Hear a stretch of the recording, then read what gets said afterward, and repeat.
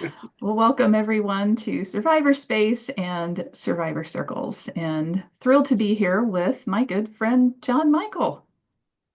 Oh, hello, hello, hello. And I said this is a long time coming. You and I sitting here just discussing and talking, and we've been through a lot, you and I. You Yeah. know, we'll talk about our travels to DC together and our adventures together. But today I am so excited to sit down with the woman behind the scenes of Survivor Space and Zero Abuse Project, the incredible Becky Perkins. Becky's a survivor and a certified, accredited, what is that word? I don't know. Rep. It's something semi-official. Oh, well, there you go. And that's why I can't say it. Advocate and also a survivor support specialist for Zero Abuse Project. We will be discussing her career in victim advocacy, the current challenges facing victim services, and how her journey as a survivor has shaped and been shaped by her experiences in advocacy. So thank you so much for doing this with me. We've taken you from behind the scenes and we put you in front of the camera, which I am so excited about. You've been a part of this whole process with Talk with John Michael, and you've made it what it is today. And I'm just so honored to do this with you.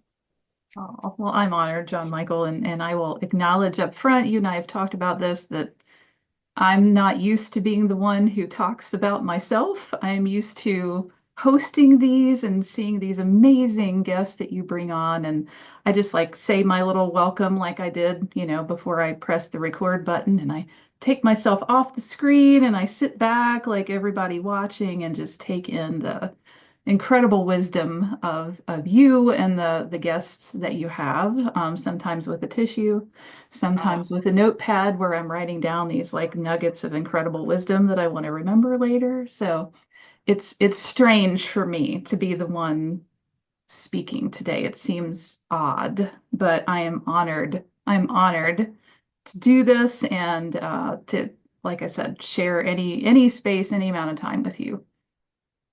well, I this would not be happening if it wasn't for you. As you remember, we were on a trip to DC and we were brainstorming, and I said, "Hey, what about a kind of like a podcast?" And you said, "Do it," which scared the crap out of me because you're like, "Well, if you're going to say it, do it then." You know, and today, I mean, again, like we've had guests from England and Canada and France on our little discussion board here. And I know people are watching, even if it's just on the recording. So I've had people from all over just reach out and say, "Oh my God, that was amazing." So I just want to thank that. And today I do think it's time that you share who you are and the incredible things that you've been doing. And I think why don't we just start out with what your roles are at a Zero Abuse Project and the Survivor Space, and how did you get started? Yeah, so well, first of all, for Survivor Space, if there's folks watching who maybe this is the first time you've watched this or you're not familiar with what Survivor Space is, so it's a website and also a mobile app with supportive resources and information for adult survivors of child sexual abuse. And almost all of what's on Survivor Space was created by other survivors like John Michael. So it's folks who are maybe further along in their healing journey and they just want to share some encouragement and wisdom with other survivors. And my role is really just an incredible honor for me. I get to work with these amazing people and help to get that wisdom, get that perspective, get that creative content onto the website. Um, so Survivor Space is part of Zero Abuse Project, which is a larger national nonprofit that addresses child abuse in a variety of different ways. It's a wonderful organization to be part of. And I want to back up with a little bit with Survivor Space and acknowledge that. So I started with Zero Abuse Project in January of 2023. And Survivor Space was awarded a grant from the Office for Victims of Crime in 2022. And the project started that fall, so a few months before I came on board. And there were some incredible people who really laid the foundation for what Survivor Space has become. So, a quick shout out to two of my colleagues, Shannon and Stephanie, who were instrumental in like the infrastructure of Zero Abuse Project and getting Survivor Space, first of all, awarded a grant, but then, off the ground. But then we had a group of four subject matter experts, survivors at the very beginning, who kind of helped Shannon and Stephanie to sort of um, generate ideas and really lay a solid foundation for what Survivor Space has become. So, shout out to Melanie Barton, Angie Kahn, Sarah Helms, and Amber Higgins, our four OG subject matter experts. So I am grateful to them for their expertise in being part of sort of, the very, very early days of Survivor Space that has enabled me to sort of pick up and take it and run with it. I feel like I'm a co-pilot who sort of took over the controls of the plane after it was in the air. And now we've kind of been, soaring the skies and, just adding more and more amazing things to the website. So it's been an incredible honor to be part of this for sure. Great. I just want to shout out there that I was introduced to you through the incredible Dr. Danny Moore, who is an part on the board of the Army of Survivors, which was started by three women who were part of the, I don't want to say his name, but the Dr. Nasser situation. And I mean, I think I'm so grateful, and I think I'm thankful for her every day because she introduced me to you. And what made it even more special was the fact that you created this safe environment for us to create, to explore, to try things, to try new things. I remember writing my first article, and I was going to send it to you, and I was like shaking, nervous. How is this going to be? And you came back and said, "This is amazing." And I was like, "Wow, okay." But it's that environment that I think Survivor Space is about, and I hope people, if you are listening to this, check it out because it's really incredible.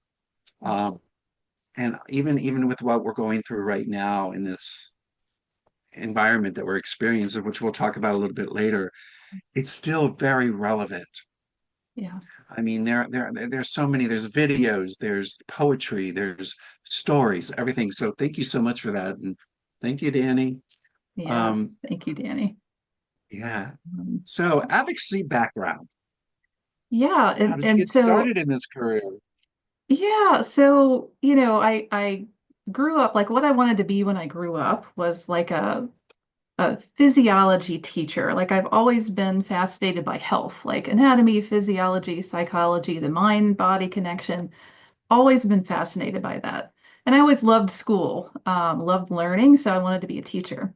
And I got to college and in the education program, and I don't know, something about the coursework just it didn't jive with me. So I changed my major like 5 times in college. Um, ended up with, a health promotion degree and a psychology degree, which I don't know what you do with that. Like I didn't know what to do with that. Um, but I was working in a small hospital in my college town, Oxford, Ohio. Shout out to Miami University. Very, very small hospital. So like you knew everybody. At lunchtime, I would sit in the cafeteria at the same table with the CEO and someone from environmental services and like an MRI tech. Like everybody just knew everybody. It was that small. Well, I worked in the women's health center. So women would come for mammograms, for ultrasounds, things like that. And sometimes women came in to get biopsies for suspected breast cancer. So, of course, they were anxious and scared and on edge. And I just had a knack for just sitting down with them, talking with them, helping them to feel as much at ease as you can feel in that circumstance. And one of the nurses who worked at the hospital kind of observed this over time, and she happened to work part time as a sexual assault nurse examiner, the ones that perform rape kit exams on victims. And she said, "You really need to be a volunteer rape crisis advocate." There was a rape crisis program in the same college town, just down the street from the hospital. She said, they need volunteers.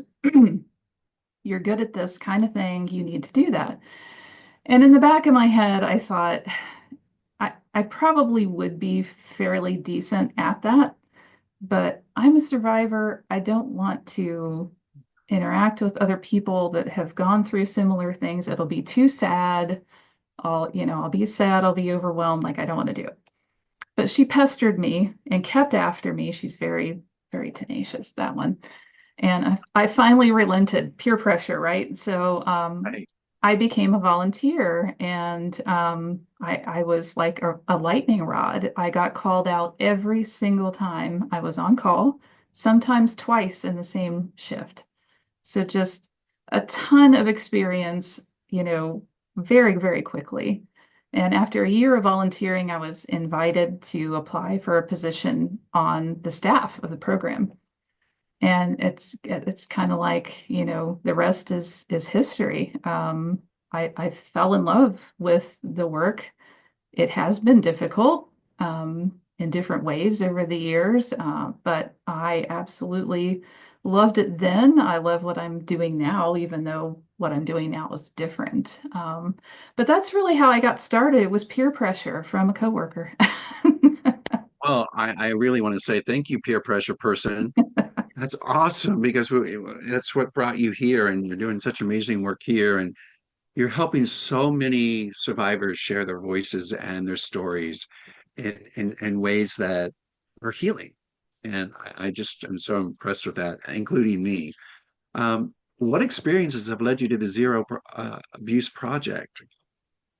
Well, a lot of different things in my career. So that direct service, I spent how long? 7 or 8 years with that rape crisis program, providing direct service myself, but also training and supervising volunteer advocates and staff, grant writing, outreach. So, probably hundreds of contacts with victims, either in the hospital or on the phone or in police stations or courts. And then I kind of moved on to sort of more system level work. So I worked with the State Sexual Assault Coalition in Ohio, where I'm at, and did, some communications, public policy work. I established a survivor network of adult survivors of child sexual abuse who were interested in public policy. So, like, worked with them to testify at the state house when legislation came up, that they were interested in. Um, and then I worked for a while for the Attorney General's office. They are the state administering agency for Victims of Crime Act grant funding in Ohio. So my role was to work with organizations that receive that funding to make sure that they're, doing things correctly, have all their reports in, all that kind of thing. I discovered I didn't really care for working for the government. I mean, it's honorable work, it's good work. It was just kind of slow paced for me.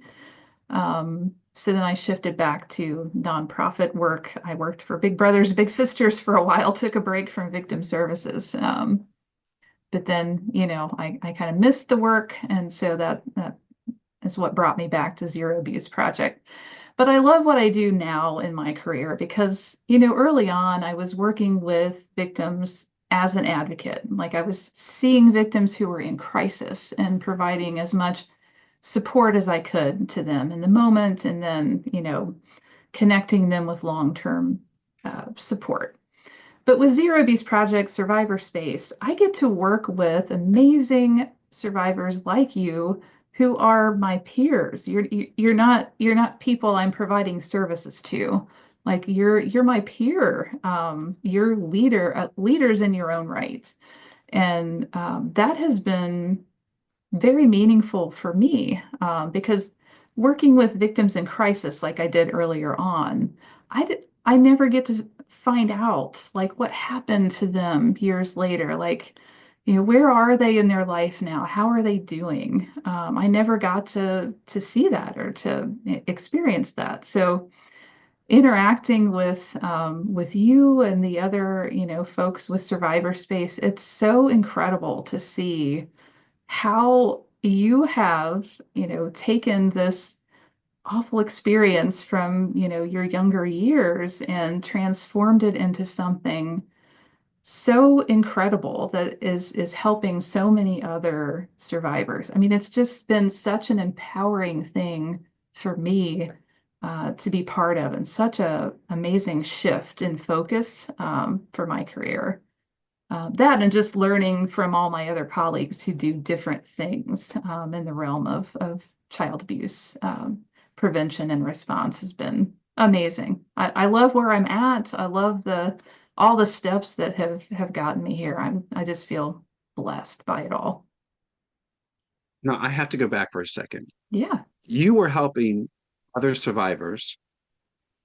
How did you do that when you yourself had gone through an experience? And we'll get to that later, but what kind of suggestions do you give to people who are willing to work with other survivors and yet they're a survivor themselves? What were there tools that you put in place? Were there a healing journey that you had taken before you started? Because I know that there's pretty amazing how some people think, well, if you're a survivor, you can help other survivors. And yes, you can, but only if you're in a place in your life that you can do that. Yeah. And I think that's one of the biggest problems with people is that sometimes they think, oh, I'm healed, so I can help others. And what I have been learning through this whole process with Survivor Space is the healing never ends. We're healing ourselves all the time.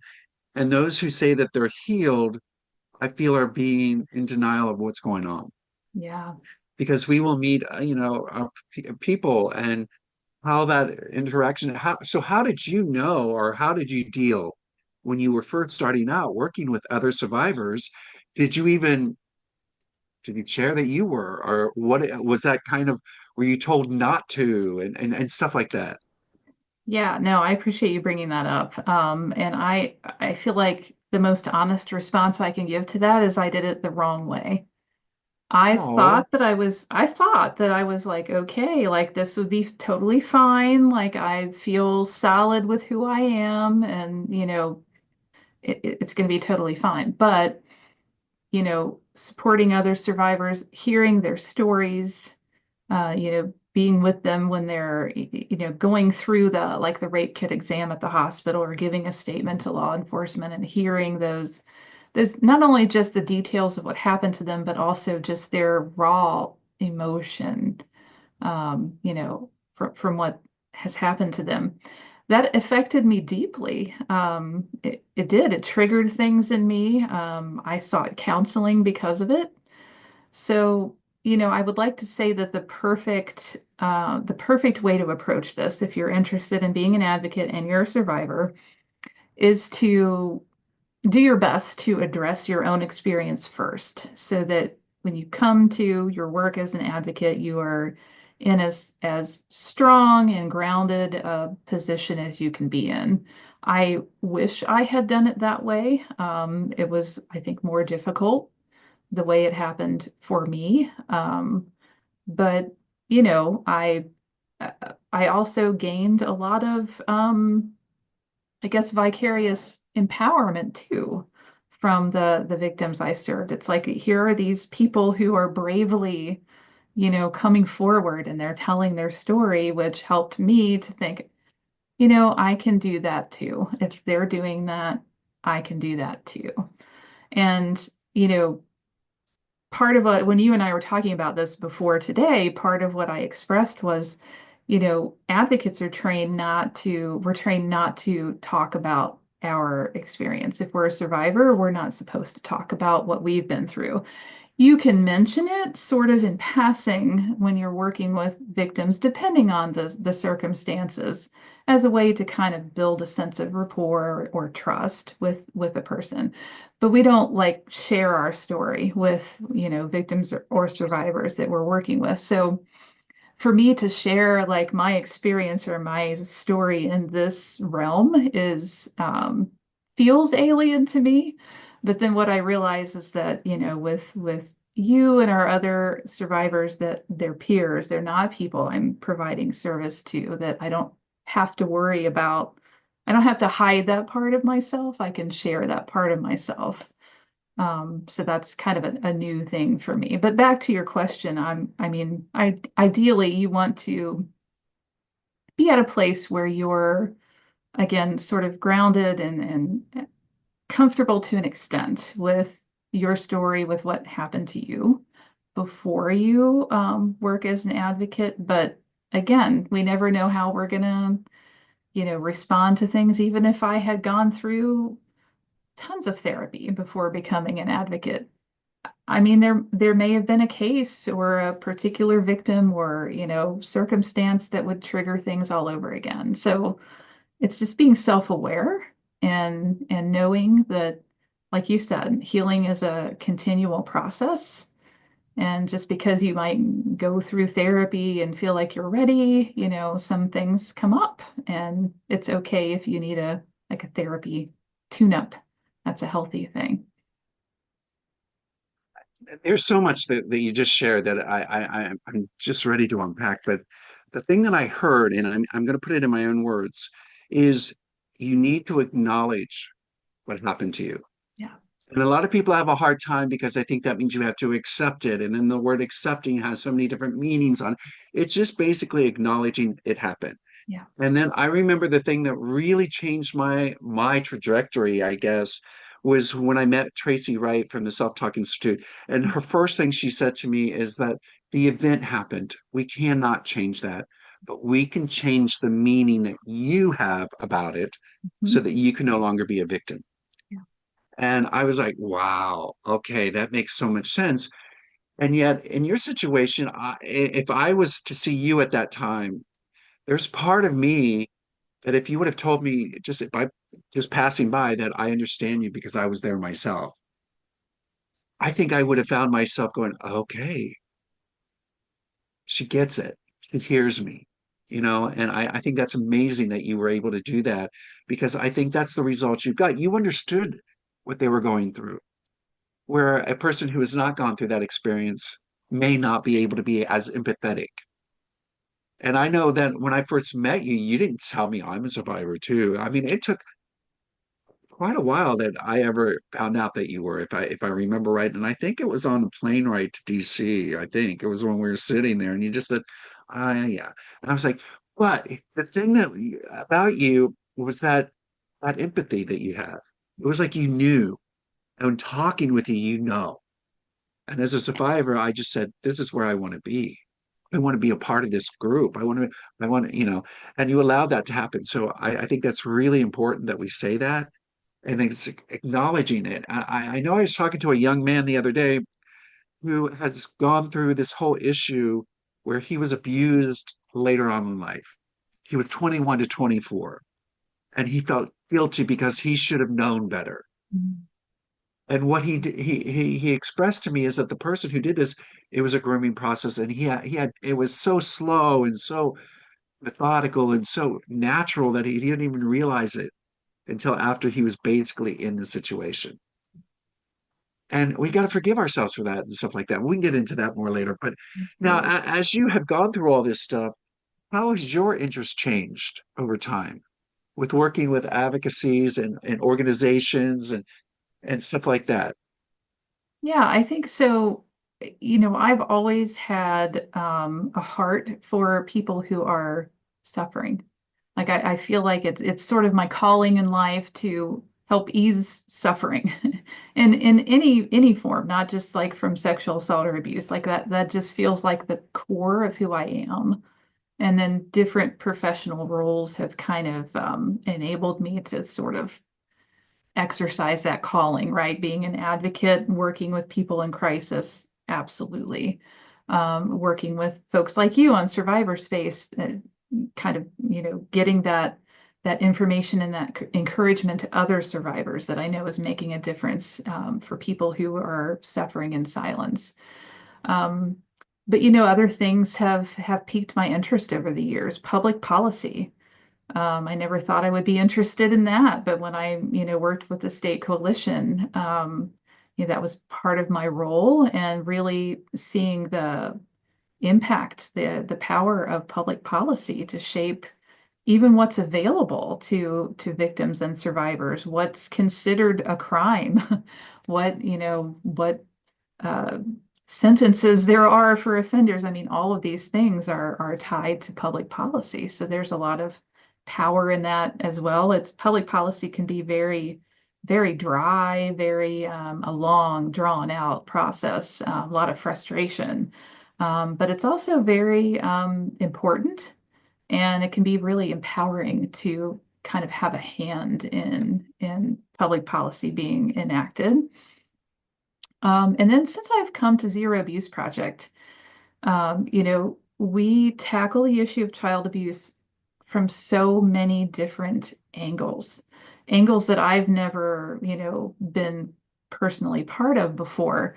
So, I've learned a lot from like our colleagues who are in law enforcement and prosecution and who have worked with faith communities and who work with colleges and universities. And these are all like perspectives on child abuse prevention and response that I've never been involved with. So I have learned so much from my brilliant colleagues, and it has sort of piqued my interests in other ways. One of the things I'm becoming more and more passionate about with each passing day kind of hits on your previous question is folks who do this work and are also survivors. How do we, support them in this work so they can keep doing this work? And I feel like advocates have a decent, handle on that. Like those of us who are survivors, I feel like we have some support mechanisms in place to help each other. But there are other professions that that's not necessarily the case, and I'm thinking specifically law enforcement, and even prosecutors. Some of the trainings that I've helped my colleagues with have really opened my eyes to the kinds of things that investigators have to deal with on a daily basis that advocates don't. Things that prosecutors have to see and encounter in their work that advocates don't. And those are professions, especially law enforcement, where it's not as easy to admit that you're struggling, to admit vulnerability, to ask for support. So I'm really kind of interested in exploring how can we support these folks who are doing such important, gritty, um, necessary work. And if they're survivors, I mean, what is that doing to them to encounter this kind of thing day after day? So, that's an example, a long-winded example of kind of how my interests have shifted over time. It's always encountering new information and new people and new ways of thinking in this field that just I love learning. I love learning from people. So the more people I learn from, the more things I'm interested in and want to be involved with. Yes, and I think SurvivorSpace has supplied that a lot for all of us. I mean, I've learned from so much from other people within the organization and diverse things that I never have experienced. The LGBTQAI, but that whole line, plus and the trans group and all these things that I've never experienced before, domestic violence and all this, and to hear and to be in a room with all these people and to be able to be open and listening. Yeah. We're Yeah. all one. We're all part of that one whole group. And Hmm. the other thing that you said was really interesting is that support. And I think that's one of the things I feel like I really achieved, basically based on you. And from, of course, I'm going to do this Melanie/Melinda. I hope she hears that sometime. And Wendy, I mean, there are times that I can reach out to them and they have reached out to me on certain issues. What do you feel about this? I remember that you were going through a training where you had to act like you were the predator, and how I felt so honored that you just called me up and said, I'm really going through a hard time right now. Can we just talk? And I love the fact that that's a two-way street. Yeah. And I think that's one of the things that you create in that safe space, that it goes back and forth. And I just want to thank you for that. And I want to thank, Melanie slash Melinda and Wendy, because they've always, I'll get a message from them out of, I've just been thinking about you. Are you okay? I feel like I need to connect with you. That is true. And just to have that one other person that you could share. I mean, like before this call, you allowed me to share something that I experienced last night. That was really, I wasn't quite sure how to do it. And yet I made a choice, and yet you were able to support that choice. So thank you for that. Now, I want to get to this hard question for me, because this is going to be interesting for me too. You being a survivor, what would you like to share about your story? Yeah, yeah. And again, if we don't want to talk about it today, just say, "Hey, John Michael, let's not talk about that right now." No, no, I'm honored to talk about it. And like I said, the only awkward part of it for me is just that training that's ingrained in my bones. Like, you're not supposed to talk about this in your professional role. But to your point, like Survivor Space is more of a community of survivors, more so than it's like a service provision, right? So, yeah, to just be able to have conversations about what we've been through is yeah, it's incredible. So I'm happy to share my story. So I first of all say that you know, we don't like to compare stories, but I consider myself extremely fortunate that my experience was a one-time experience, and really the rest of my life has been wonderful aside from that. I have wonderful family, a wonderful partner, you know, really, really great people and things and opportunities in my life that have been a tremendous help in terms of, you know, feeling supported, feeling okay, feeling healthy. But, you know, trauma is trauma, no matter when it happens, how it happens, how many times it happens. So I was sexually assaulted when I was 12. My family and I lived in the middle of nowhere, Ohio, very rural, I can't say that word, area. And so it was a neighbor down the road from us, and it was a young adult man, 18, 19 years old. And my brother is older than I am, and the two of them were kind of friends. They sometimes like hung out in this neighbor's yard, played frisbee, you know, cards, whatever. And I was always an annoying tag along little sister. I always wanted to do whatever my brother was doing, and my parents were kind of like, yeah, you guys need to spend time together. So I tagged along a lot with my brother to this neighbor's house, and it was always their yard. And you know, this neighbor was, of course, older. I kind of developed a crush on him because he was very friendly, always included me in everything. But he also kind of had sort of a rough around the edges vibe, a little bit of that bad boy vibe. So it just made me like him all the more. And I think that's also kind of what my brother liked about him, like this older guy who's sort of like, you know, a little rough. So, you know, we both were kind of enamored with him. But the day that this happened, I was home alone after school, which almost never happened. My mom was a stay-at-home mom, a very rare occurrence that I was home alone. But he somehow knew this and invited me over. And so I had never ever been to this neighbor's property without my brother. And he invited me in his house, and my brother or I had never been in his house. So I felt really special. I was excited. I'm like, oh my gosh, like lucky me, right? Um, so you know, once inside, it kind of became sort of clear what the you know motivation was. It started off as like him telling me, I know you have a crush on me, you're a little too young for me, but I want to do you a favor and show you how to please a man. So the entire ordeal was kind of like a lesson in how to please men.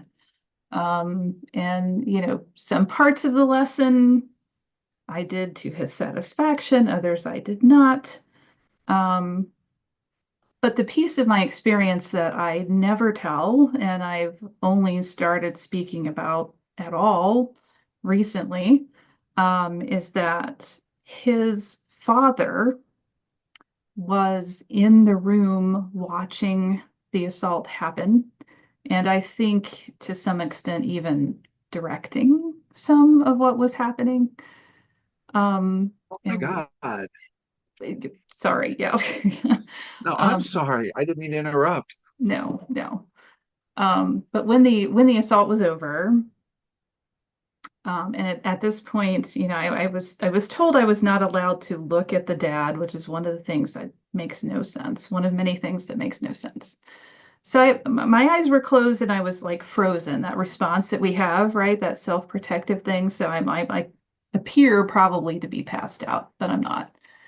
Um, and the dad told the son that he was going to go to the basement. They had like a walkout basement. And he told his son to get me ready and bring me to the basement. And so what that meant was my clothes were put in a garbage bag, my wrists were tied behind me, and I was gagged. But then, for some reason, the son got scared and untied me, took the gag out, and helped me to get dressed. And this is like tattooed in my brain. So like he had a hold of my shoulders, face to face, and he looked scared to death. The son did, eyes darting back and forth between like the basement door and me. And he said, "You have to get out of here right now." And so, like at that age, like I had a very sheltered upbringing. At that age, I knew nothing about anything. I didn't understand at the time, like what was going to happen in the basement, right? All I knew is that's just where the dad went. But I knew enough from how the son was behaving in that moment to know that if I didn't get out of there right then, I was going to die. So I don't even remember leaving the house. I just remember at some point walking home, I looked down at my feet and I'm like, whose feet are those? And then like awareness came back. And because I was home alone still for a while yet, the rest of that day, there was no one to tell. I feel like if someone had been home, if my mom had been home, there is no way I could have hidden the fact that something was wrong when I came in the door. But because nobody was home, I had time to clean myself up, to kind of recalibrate as much as possible, and then like decide that nobody can know about this. So I did not tell anyone until I was in my 20s, early mid 20s. I I didn't try. A high school teacher almost figured it out based on something I wrote for my English class, but she didn't get it out of me.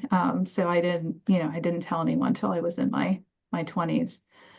And over the years, I have sought therapy several times. I have studied like the neurobiology of trauma so I could understand like the way my body responded, so I could understand like my thought process and everything. But um, there are things that I still, I have so many questions about from the experience, questions I will never have the answers to. Like what was going to happen in that basement. I have a pretty good idea, but I'll never know for sure. And the biggest piece I think is like what caused the son to change his mind and help me help me escape.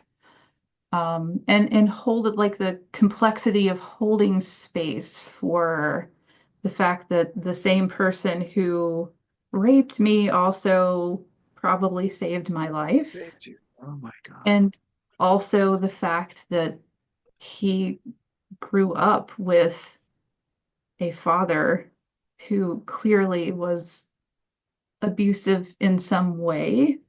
And so, like, having compassion for that, holding all of those things at the same time is, that's been complex, been a challenge to say the least, but also incredible gratitude that like I am actually, I'm alive. I literally survived that, and I'm here, and I'm happy, and I have a family and a career that I love. So, you know, all of the things, all of those things.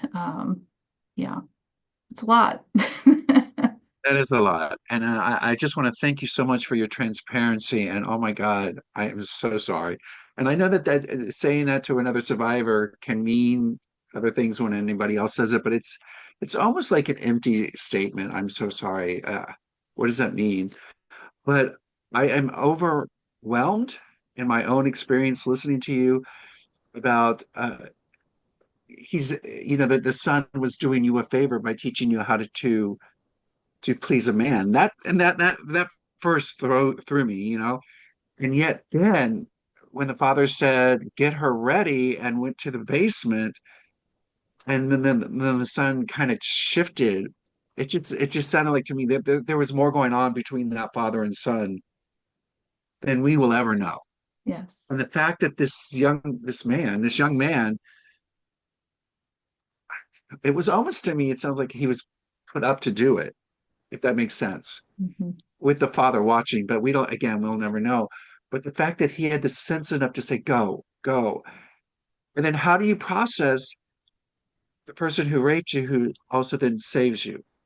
Yeah. That doesn't fit in my head. You know what I mean? Yeah. Um, Yeah. Unbelievable. And I'm so glad you shared that because that just I think there are people out there that need to hear that, you know, and it's incredible. It's incredible. And I thank you so much for telling it. I think we all Well, need a deep breath.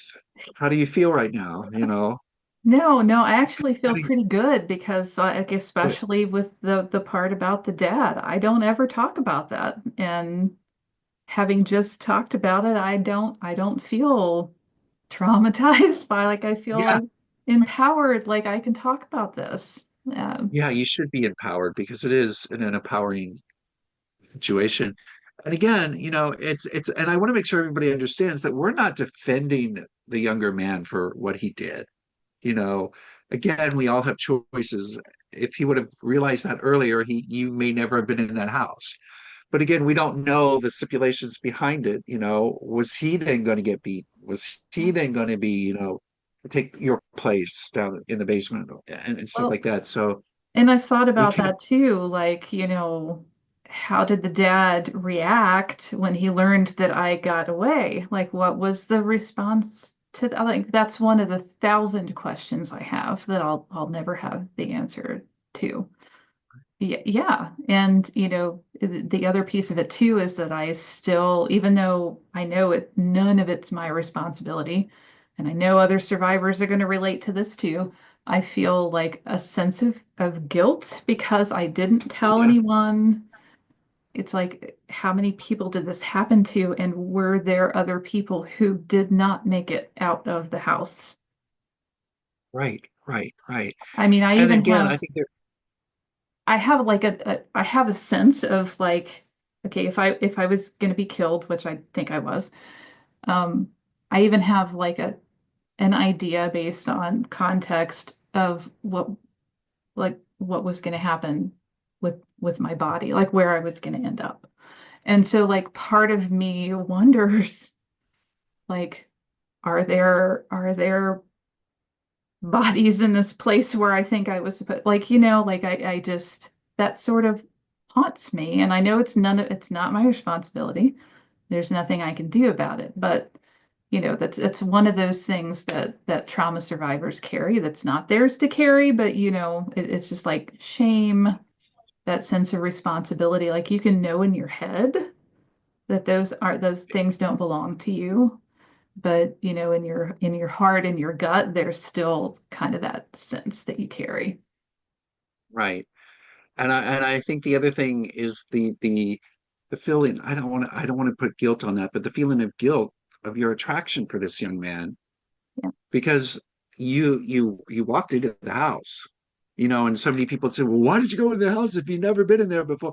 You don't understand this. If you have that connection, and however he cultivated that with you, you felt safe until you got in the house. yeah. Then you started to realize, wait a minute, this is not what I thought this was going to be, And you know? and I was 12, and this was the Right, 1980s when, like, not to say that people nowadays are so much more wiser about things like this. But like really the 1980s and, sheltered upbringing, like I was a kid, like I had no concept that something like this could happen. And I think that's something survivors struggle with too, is like we look at our experiences as children from the perspective of an adult. And we're right, applying judgment and understanding as an adult to something we experienced as a child. And I didn't know a sliver of things as a right. child that I know now. So, sometimes I have to remind myself of that too. Like you had no concept, you had no basis for understanding what was going to happen, what did happen, what you should have or could have done. Like you were a kid. Exactly. And in the moment, fear takes over, and fear does strange things. I mean, Yeah. like you said, you froze, and people don't understand. Well, this person, you don't understand unless you're in the situation. And but I want to say how impactful and powerful you just what you just said is with our kids online today, because they're thinking they're talking to someone their own age, and this conversation has gone on for not in some cases it could be a day, but sometimes, especially with girls, these conversations go for months, and they think that they're talking to this guy who's about their age, maybe a couple of years older, and he hears me, he believes me, there's this trust that's built. And then it goes into, can you send me a picture of this? And da da da da. And then it goes into that whole sextortion, which is a word I think we need to figure out a better word. But yeah, and yet if we even look at males, who the whole thing can happen within hours, you know, um, I met a woman whose daughter was committed suicide because she was bullied and then she was extorted in one of the first cases. And she said, I never knew what to ask my daughter. I didn't know how to hear her, because this is nothing. Why would she do, like, coming from the adult perspective, why did she go with this person? Why did she talk to this person? You know, and it's just so difficult because we don't know as teenagers. We don't know what's going on, our, children. So thank you for sharing that, because I think that resonates so big today. And I think that's something that we need to start shouting even more Yeah. so that kids could hear that. And unfortunately, the boyfriend girlfriend scenario in high school, and we send each other pictures, and then they break up, and then the revenge porn happens, and they don't understand why. Because I thought he loved me, or she loved me, and yet she's putting this. So I think you hit on something that is really, really important. And I think lawmakers and investigators need to know that aspect of the story in order to talk to that child, Yeah, you know, absolutely. because coming from an adult view down onto that is just going to, like you said, going to alienate them, especially males. Yeah. If an investigator came on to me and started asking me questions, I would have like, I don't know what you're talking about. Hmm. And So even thank you. even generational differences, right? Like I was talking to a Yeah, colleague about like the sextortion thing. Like, when we were growing up, like I can't imagine wanting to take a picture of my body and send it to even somebody I knew, let alone somebody I didn't know or thought I knew online. Like that, like we like in the locker rooms and changed after gym class, you're like hiding, like I don't want people to see my body. But right, things change. Like that's how young people communicate nowadays. And somebody from my generation might not understand that, but the brain development of kids today is as underdeveloped as we were when we were kids. It's just the right. environment is different. We didn't have the internet. Now there is the internet. So, it makes sense that kids today would be engaging in this behavior. We would have been too if Oh, it I had agree with you. if it had Yeah, been there when we were young.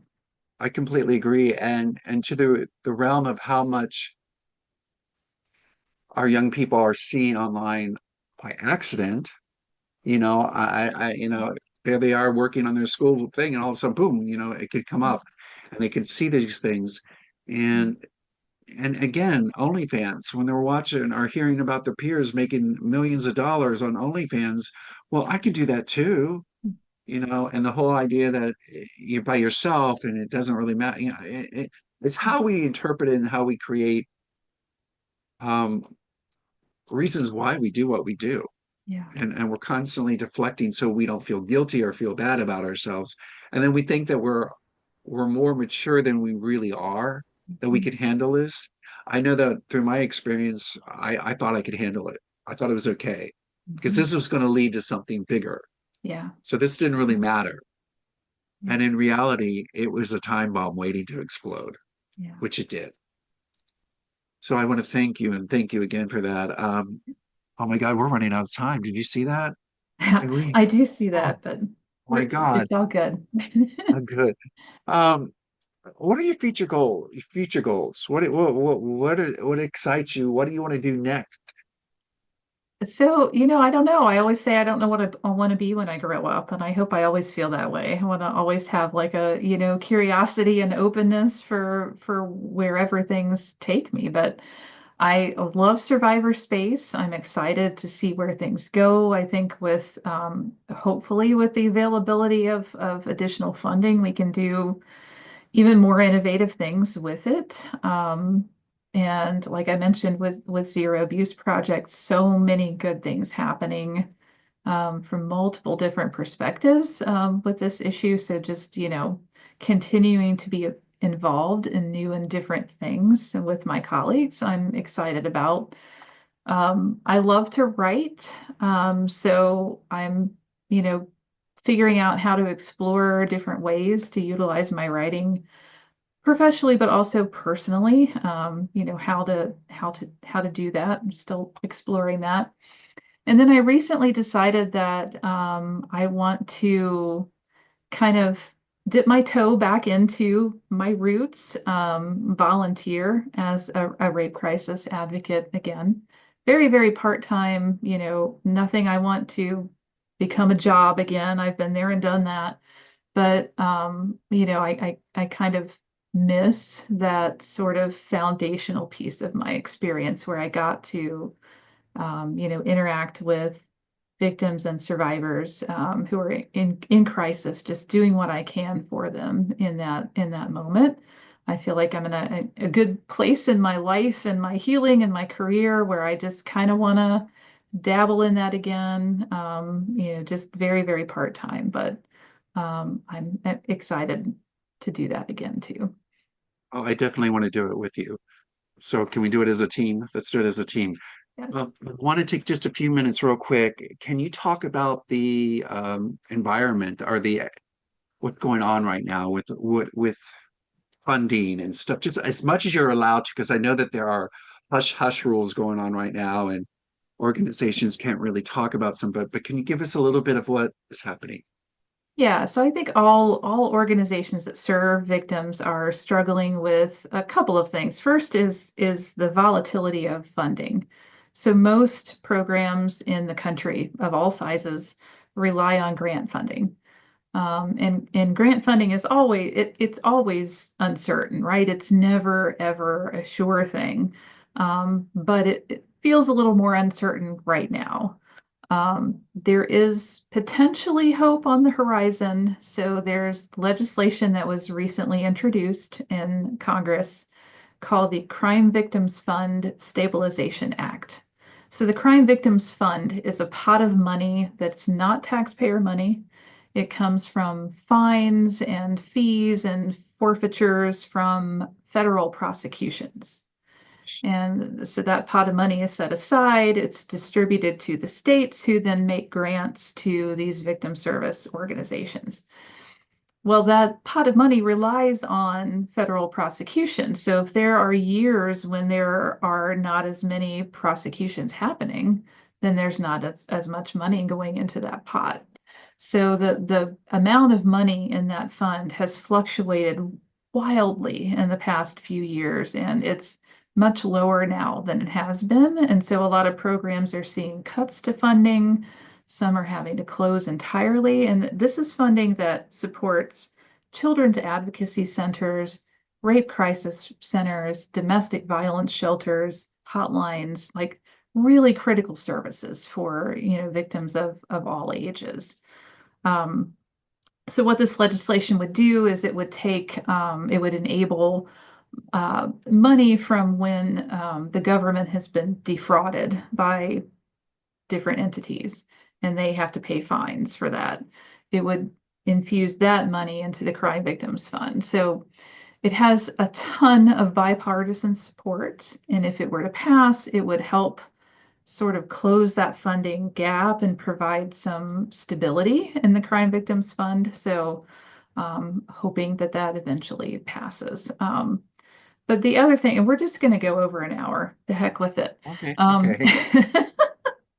Um, the other, challenge that victim service folks are facing right now is just kind of the overall environment that we're in, just kind of the uncertainty about who we can serve, how we can serve them, what we're able to say and do, without getting ourselves into trouble or, into any kind of hot water. And I've thought about this a lot, and it reminds me of, when I was training to be an advocate, one of the things we're taught to say to survivors who maybe are blaming themselves is that, you did what you had to do to survive. And I feel like organizations are, in some respects, kind of in that mindset right now, that we're kind of having to navigate being told to do things that go against our values. Um, and it's a matter of, do I do this or do I not do this? If I don't do this, then my organization may not survive. And so we want to keep the doors open. We want to serve as many people as we can. So are we going to have to compromise our values or sacrifice certain things just in order to survive and be able to serve other people? Um, and the other thing I will say is that, like, in terms of like, well, what can we do right now? Like, what can we do as organizations, as survivors, as advocates? Um, I mean, it sounds simple, but supporting each other, being here for each other is key. My therapist told a story about her younger sister years ago who was in a school assembly. They had an assembly in her high school about bullying, and a speaker was talking about bullying. And something the speaker said resonated with her, and she has shared it ever since, which is that most of us don't have the power or the skill or the ability to stop a bully from being a bully. Like we just don't have that capacity. But we do have the ability to stand with the person who's being bullied. Yeah. And there is more power in that than it might seem. So supporting each other, standing with each other. I mean, even on an individual basis in your personal life, like inviting someone over for a meal, taking the time to call someone, to spend an evening with someone who's feeling, especially vulnerable right now. There's so much power in that. And so it doesn't feel like there's much that can be accomplished from that, but standing with people who feel vulnerable, who feel bullied is incredibly powerful, and it's something we can all do. I don't want to hold everybody up, but any closing thoughts? What would you say to someone new who is coming into the victim services or child protections now? And what do you want survivors to know? That's a three-part question.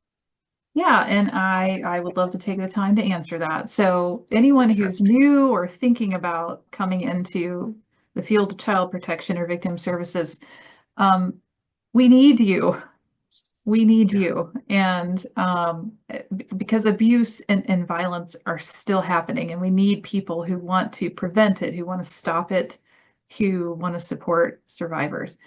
And we need people with all kinds of skills, like not just advocates, not just social workers. So if you're good at technology, like we need you because the online exploitation that's happening, it keeps expanding and it keeps becoming more and more sophisticated as new apps and systems and workarounds and loopholes are added all the time. So we need people who are literate in technology to help us be as innovative as we can be to stop what's happening, to catch the offenders who are doing this. Um, if you are a writer, we need you too. We need you to draft policies that make sense or to write stories that are going to move people and inspire people to action. And certainly, if you are a people person, we need you to be an advocate, a forensic interviewer, an investigator, or a prosecutor. I will die on this hill. Artificial intelligence is great for many things, terrifying for other things. But to me, it is never ever going to replace the to human interaction that happens from advocates and forensic interviewers and investigators and prosecutors. And a quick shout out for law enforcement when it comes to child abuse. Law enforcement agencies across the country are severely understaffed, and a lot of agencies are receiving hundreds of cyber tips every month about child sexual abuse material online or exploitation occurring online, but there's not enough staff to respond to all of them, so they're having to triage these tips to prioritize ones they feel like that are either the most severe or they have the capacity to intervene. So we need more people in law enforcement who care about child abuse for sure. So there's a place for you. Please consider a career in child protection or victim services. What I would say to survivors are a couple of things. So I've been doing this work for over 20 years. I've done a lot of work on myself and my healing, but just like, we've been talking about me sharing my story, during this hour, I still sometimes, despite my career and what I've learned and the resources I've accessed in my life, I still sometimes struggle with feelings of shame. I still sometimes fear that I won't be believed if I share my story. I still carry a little bit of that guilt because I didn't tell anyone. So if you're feeling those things too, it's okay. Like give yourself some grace. Healing, like you said, John Michael, is an ongoing endeavor. And the further you go, the more you learn about yourself, the more you get to know yourself, and you're worth knowing. And the second thing I'll say is that, very early on in my healing, I was not even able to say the word rape, let alone talk about what had happened to me. If my younger self could see me right now on the screen talking about our experience and how far I've come, she would be in awe of me just as Mm. I am in awe of how she was able to survive what happened. So if you're a survivor watching this, I want you to be in awe of both your younger self for surviving what you've been through, but also your current self for how far you've come. I am proud of you and I want you to be proud of yourself too. So that's my message. That's brilliant. And there's one more thing I would love you to do as we can shut this down. What is the most funniest? Is that the word? What is the funniest thing that has happened to you in your experience with Survivor Space or um, Zero Abuse Project? Anything that stands out that just makes you laugh every time you think about it? Oh, probably not things that would be appropriate to share in a public forum, but just conversations with colleagues that I just laugh hysterically, but people might not understand. I Um, yeah, I don't know. I don't know that I have a story. I could share a story from when I was an advocate that I still carry with me that I was supervising volunteer advocates. And so I would take first my pager and then my phone to bed with me every night in case something came up on a call, people needed support. So there was one night in the middle of the night, my phone rang and I answered, and it was the same nurse who peer pressured me into becoming an advocate. She's on the line and she's frantic, and she said, "Becky, I'm at the hospital." And Louisa, the advocate who was with her, got into an argument with the police officer who responded, and she shoved him, and he is threatening to arrest her for assaulting a police officer if she doesn't apologize, and she's refusing to apologize. You got to get down here right now. I don't know what to do. So I hung up the phone and I'm frantic. I'm like, oh my God, what am I gonna do? So I'm like scrambling to like get myself ready. I got my all my stuff together. I get in my car and I'm about to turn my key in the ignition and my phone rings again and it's this nurse and the advocate in unison and they say, just kidding. ah, oh my God. So, I mean, this nurse was always doing stuff like this. She was just the most fun person to work with ever. And I remember saying, I am going to laugh about this someday, but today is not that day. The day. Of course, I laughed. I've been laughing about it ever since. So, I mean, point being, you have to find things to laugh at when you do this work. I mean, you have to. You have to develop a sense of humor. Sometimes it can be a dark sense of humor, but you got to have that. Oh, I love it. I love it. I swear, Becky, I could sit here and talk with you all day and we could go on for Same. hours and hours and hours and find other things to talk about, which we have. Um, but I really want to thank you for taking the time and being a little uncomfortable and being in front of the camera instead of behind the camera all the time. And I think you have shared such wisdom and transparency that can help so many people. So thank you for taking that time. Thank you, John Michael. You are incredibly easy to talk to, and there is no one I would rather be interviewed by than you. So I appreciate your not pushing me to do this, but asking me to do this, and I'm honored. And so thank you so much.